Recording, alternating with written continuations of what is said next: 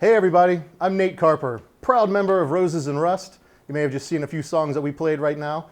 And I'm so proud to be sitting down right here and talking about Hoodstock, talking with Lauren Bussard and Russ Causey here. And we're going to be talking about the origins of Hoodstock and how Unified became involved with Hoodstock and all that fun stuff. So look, these two folks are instrumental in making sure that the show goes on. And Russ, I have to ask you, can you tell us a little bit about the history of Hoodstock and where did it all begin? Well, it's a bit of a funny story. It was a midlife crisis. I was 44 years old, and my wife asked me what I wanted for Christmas, and I said a guitar. And she was shocked because other than singing ad nauseum in the car, she had no idea that I had any interest whatsoever in music. So she bought me one, and I never stopped playing it. And again, that was very late in life, but as she would tell you, a lot better than getting a red Corvette. And so because of my playing it just nonstop, and I met another neighbor who was also playing guitar, and so we got together and started playing, and the neighbors started hearing that we were doing this. And that led to them saying, when are we going to hear you? And so I thought, well, why not? Let's throw a party.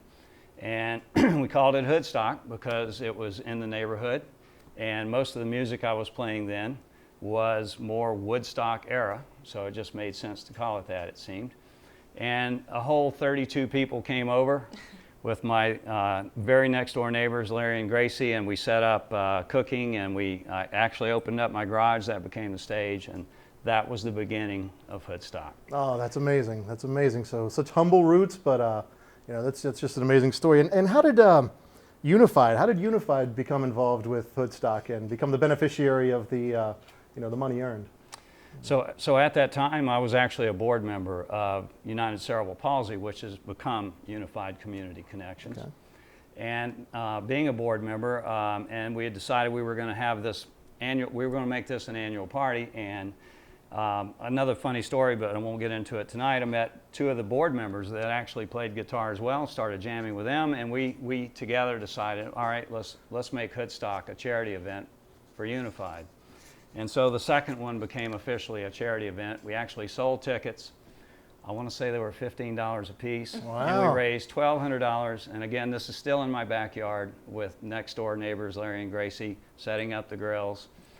We basically underwrote it, and all the money that we collected went to Unified. So that was how it all began as far as becoming a charity event. Wow, that is so cool. That is so cool. And Lauren, Hoodstock is in its 17th year now, and which is amazing that it's kept going. And here we are in year 17, a little bit different of a year than we would like. We would normally be all gathered together in person. But can you share a little bit about the history of the event and kind of how it's grown through the years from your perspective? Yeah, I mean, we've really evolved in the last 17 years. As Russ said, starting in his backyard, it has just grown.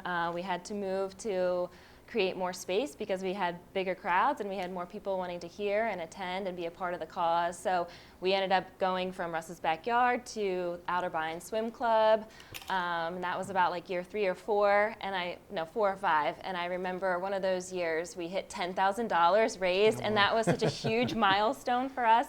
I just remember getting like so excited over that.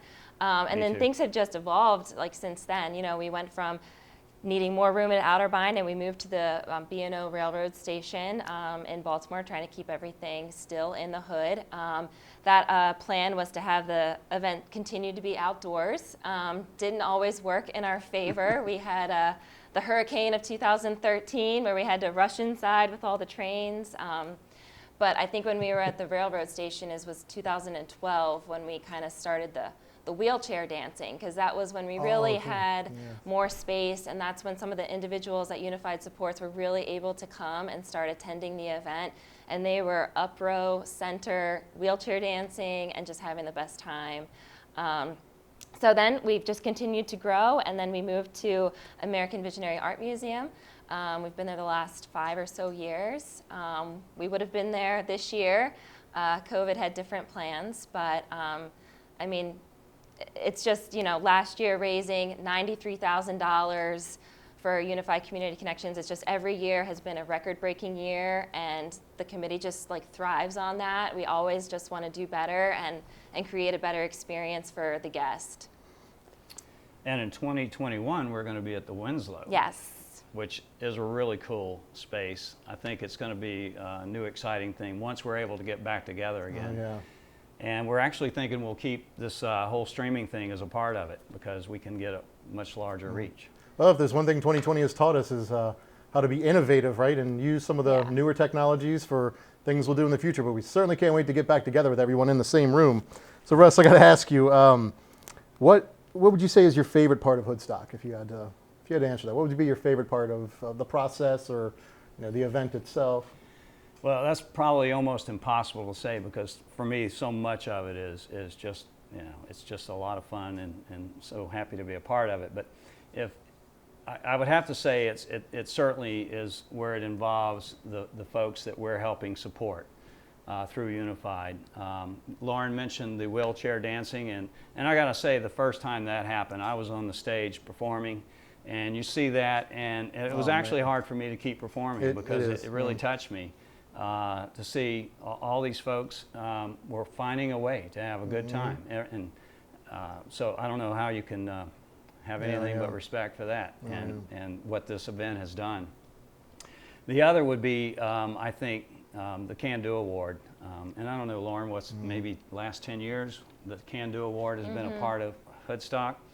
Where O.J. Bergantz announces the award to someone that Unified received services from Unified and who's been a shining example of how to take these things that life has thrown at them and find ways to do better and do well. Yeah. And when you see those awards happening and you hear them speak, it's pretty touching. So those would be probably the two things. Absolutely, absolutely. And Lauren, you mentioned before, you raised over $93,000 last year in Hoodstock. I'm sure you know the facts and figures because it's your job, but if cumulatively, I'm curious, just how much do you think, how much has been raised over the years since the beginning? I mean, it's really incredible. The 16 years that Hoodstock has been a fundraiser for Unified, we have raised $724,000. Wow. Which is just incredible. It blows us away. We can't give Russ enough credit or thank him enough. I mean, really, it's been instrumental in the programs we're able to provide and the lives that we're able to touch through our programs. Right. So you hear that, folks? It's 2020. We're going to go over $1 million. We're close. We're so close. We can do it. Right, folks? We can do it. Well, I tell Lauren when we hit $1 million, I'm retiring. Yeah, I was waiting for Russ to say one of his favorite things about Hoodstock was working with me, but he never said that. So. Yeah. You heard that? Let him retire, folks. Let him retire. So, Lauren, how has the money raised really gone to benefit Unified and helped out the mission? Well, Unified Community Connections is, we're a direct service provider for people with disabilities throughout the state of Maryland. And, our goal is really to get them living as independently as possible. And the funds raised from Hoodstock have been tremendous in helping us really get our programs to be the best that they can be. We offer residential services, so we have 43 or 40 plus homes throughout the state of Maryland where individuals live together. We have adult day programs, we have transportation. That's a big expense that we have. We provide transportation to all the individuals to their social outings, to their doctor's appointments, to the day programs, to visit family and friends. We also provide in-home supports for folks that still live at home with their parents. And assistive technology, which is one of the things that OJ works with us with our assistive technology department and the Can Do Award, and seeing him use his assistive device to be able to communicate and to be able to provide a voice for some of these people that are nonverbal has just been, it's just amazing to see.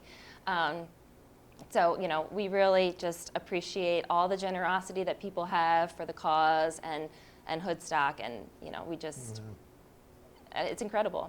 It sure is. It sure is.